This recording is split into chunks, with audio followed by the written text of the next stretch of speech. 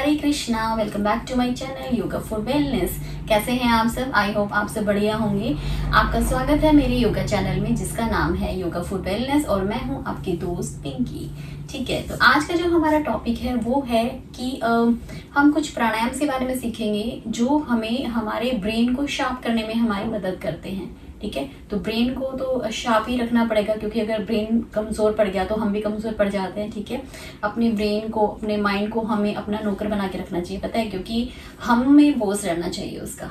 उसे हम अपना नौकर बना के रखेंगे तो जो हम बोलेंगे वो हमारे लिए करेगा, तो उसको भी शार्प रखना पड़ेगा ना। तो उसको शार्प कैसे रखेंगे? कुछ प्राणायाम होते हैं हमारे, उनको शार्प करने के लिए, तो वो हम सीखेंगे। ठीक है, तो वैसे तो बहुत सारे होते हैं पर 4 प्राणायाम की हम प्रैक्टिस करेंगे आज। चलिए हम करते हैं, मैं आपको बताऊंगी और हम उसकी प्रैक्टिस भी करेंगे साथ साथ।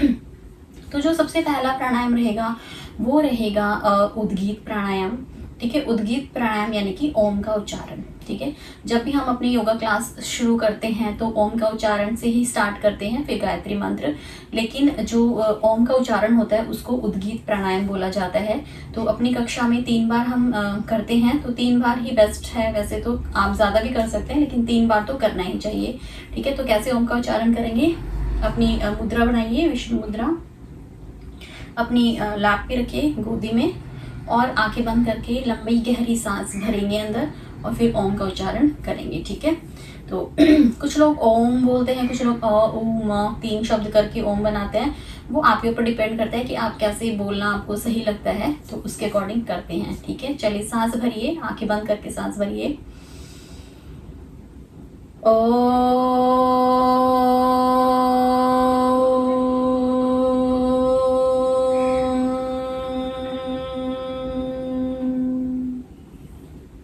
सांस भरिए।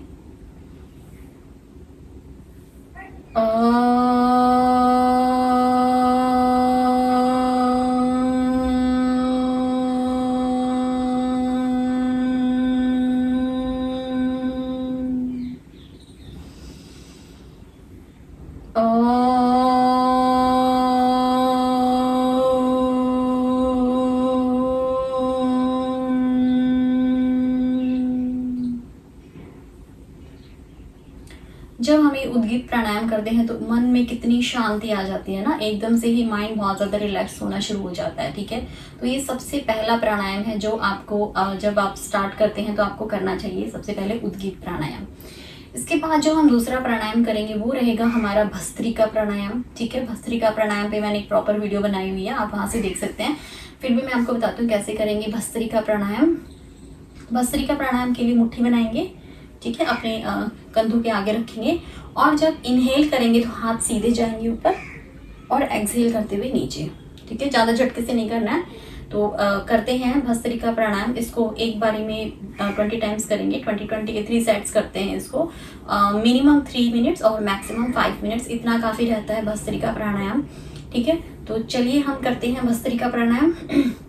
आंखें बंद कर लेंगे तो और भी अच्छा है, खोल के भी कर सकते हैं, बंद करके भी कर सकते हैं, पर सबसे ज़्यादा अच्छा रहता है कि आप आंख बंद करके करो क्योंकि माइंड रिलैक्स हो जाता है।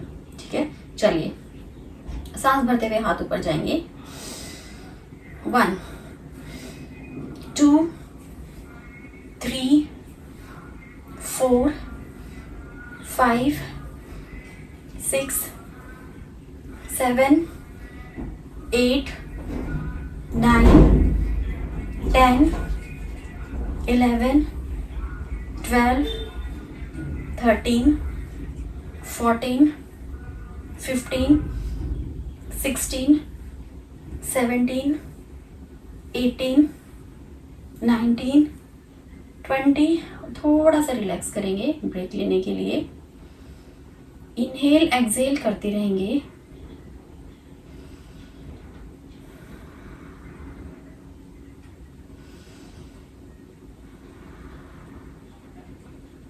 एक बार फिर से करते हैं। कंधे रखिए अपने शोल्डर के आगे, रिलैक्स करिए, एक लंबी गहरी सांस भरिए और छोड़ दीजिए। चलिए अब एक साथ करते हैं।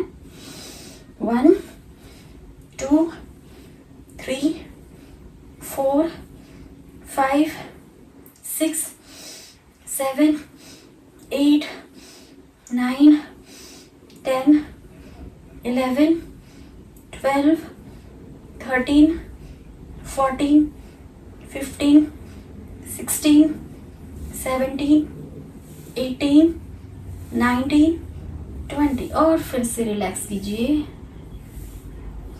इनहेल एक्सहेल करते रहिए जब आप रिलैक्स कर रहे हैं।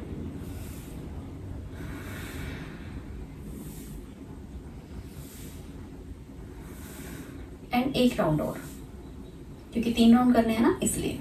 चलिए हो जाइए शुरू। एक साथ एक लंबी गहरी सांस लीजिए और जाने दीजिए। अब थोड़ा सा एक साथ करेंगे। चलिए 1, 2, 3, 4, 5, 6, 7, 8, 9, 10, 11, 12, 13, 14, 15, 16, 17, 18, 19, 20 और रिलैक्स करेंगे।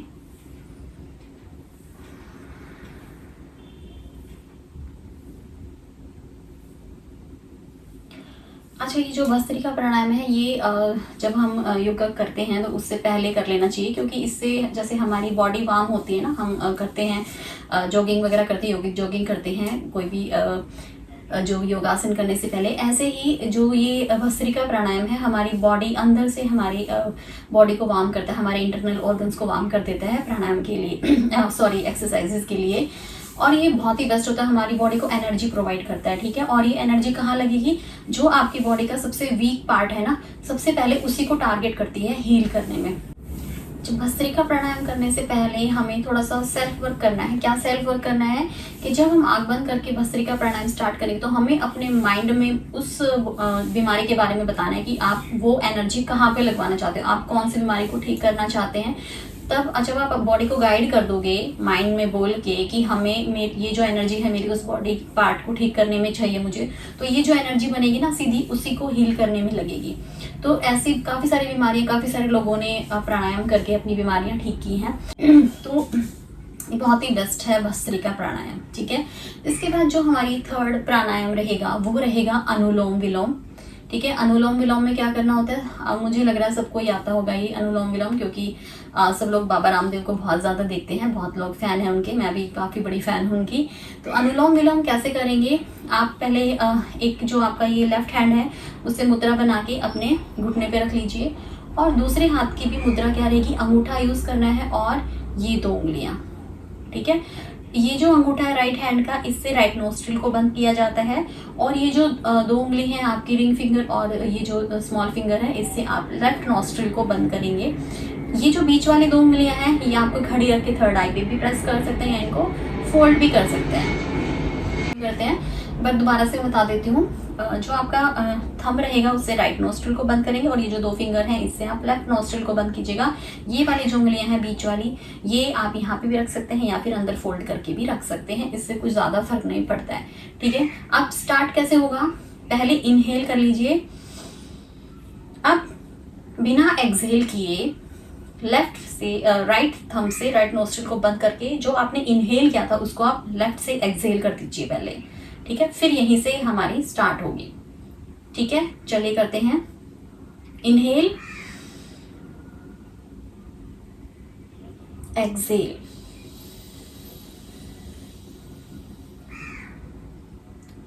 लेफ्ट नोस्ट्रिल से ही इनहेल करेंगे,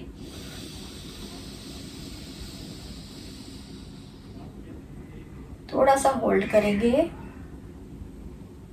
और लेफ्ट को बंद करके राइट से एक्सहेल कर देंगे। एक बार फिर से सुनिए क्या करना है। जब आप लेफ्ट नोस्ट्रिल से सांस लेंगे तो उसको होल्ड करना। जब भी हम कोई भी सांस लेते हैं अंदर ब्रीद इन करते हैं तो उस जो हवा ली है हमने अंदर उसको थोड़ा सा होल्ड करके रखेंगे ताकि वो हमारे अंदर यूज हो जाए। ठीक है, उसके बाद हम उसको एक्सहेल करेंगे। तो एक साइकिल कैसे चलेगी, जब हम लेफ्ट से ले रहे हैं राइट से छोड़ देंगे तो वो एक साइकिल हो गई, राइट से लेंगे लेफ्ट से छोड़ेंगे तो दूसरी साइकिल हो गई। ठीक है, ऐसे 10 टाइम्स करेंगे। और हाँ, बीच में होल्ड भी करेंगे, वो मत भूलना, क्योंकि उससे ही तो हमारा जो ऑक्सीजन अंदर बॉडी में यूज अप होगा। ठीक है, चलिए करते हैं स्टार्ट। अब मैं बोलूँगी नहीं, क्योंकि आप भी कंटिन्यू करिएगा और मेरे साथ देखते रहिएगा, ठीक है। बस ये ध्यान रखना है कि जिससे छोड़ना है उसी से सांस लेना है, फिर नेक्स्ट नॉस्ट्रिल से छोड़ना है और फिर उसी से सांस लेना है, ठीक है। चलिए करते हैं।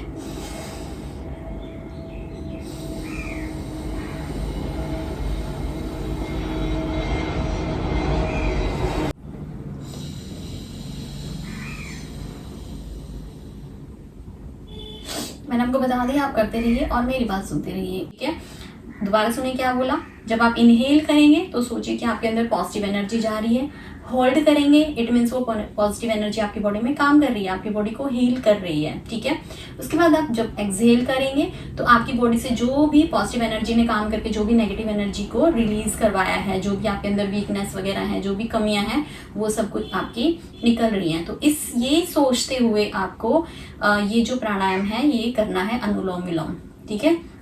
हाँ, ऐसा भी होता है कि आप प्राणायाम करते हुए अपने भगवान को भी याद कर सकते हैं, ठीक है। उनसे भी आप सिफारिश लगवा सकते हैं कि मेरी इस बॉडी पार्ट पे हील कीजिए, क्योंकि जो अनुलोम विलोम है वो 3 हमारे जो दोष है उन पे काम करते हैं, ठीक है, पित्त, वात और कफ। तो वो सब कुछ आप अपनी बॉडी पे छोड़ दीजिए कि आपकी बॉडी में किस तरह का दोष है, वो अपने आप बॉडी आपकी हील करेगी। बस आपको ये सोचना है कि पॉजिटिव एनर्जी मेरे अंदर गई है, वो काम कर रही है और सारी नेगेटिव एनर्जी को निकाल रही है। इस तरीके से अगर आप ये अनुलोम विलोम की प्रैक्टिस करेंगे तो बहुत ही जल्दी आपकी बॉडी हील होने लग जाएगी, ठीक है। चलिए, इसके बाद हम नेक्स्ट जो प्राणायाम है वो सीखते हैं। एक बार टाइम चला जाए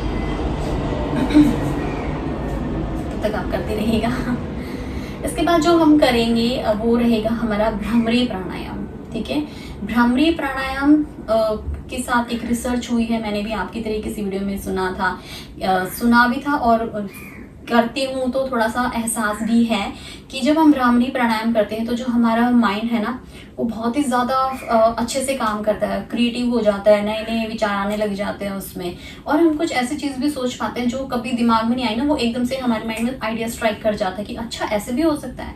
ये सब कुछ जो शार्पनेस होती है ये हमारी इन्हीं प्राणायाम की वजह से होती है, जिसमें से एक भ्रामरी प्राणायाम है वो भी एक बहुत ही बेस्ट प्राणायाम है।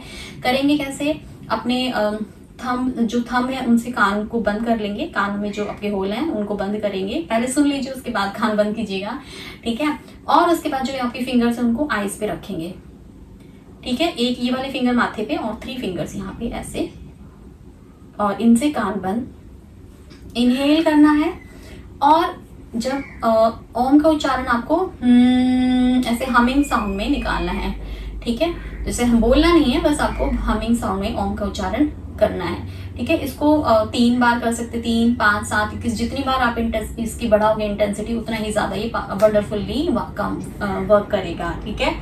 तो डिपेंड करता है। चलिए अभी हम फिलहाल 3 बार भ्रामरी करेंगे। कैसे करेंगे, अंगूठे को कान बंद करेंगे और आईज बंद करेंगे।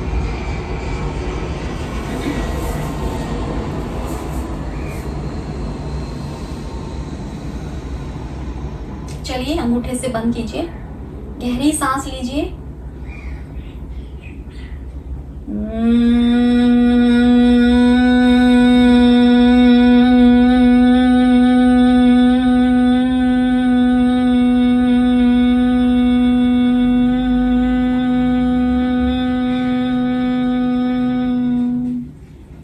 सांस भरिए।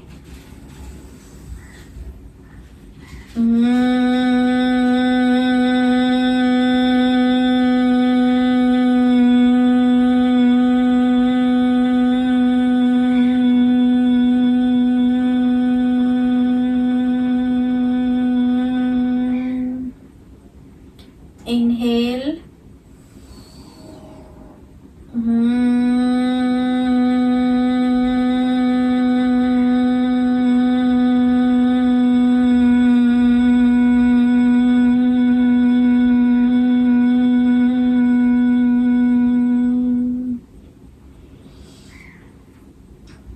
ये 3 बार हमने भ्रामरी किया। इसको करने के बाद एकदम से आपको लगेगा कि आपका माइंड बिल्कुल रिलैक्स हो गया है, बहुत ही ज़्यादा अंदरूनी शांति आप फील करेंगे, ठीक है।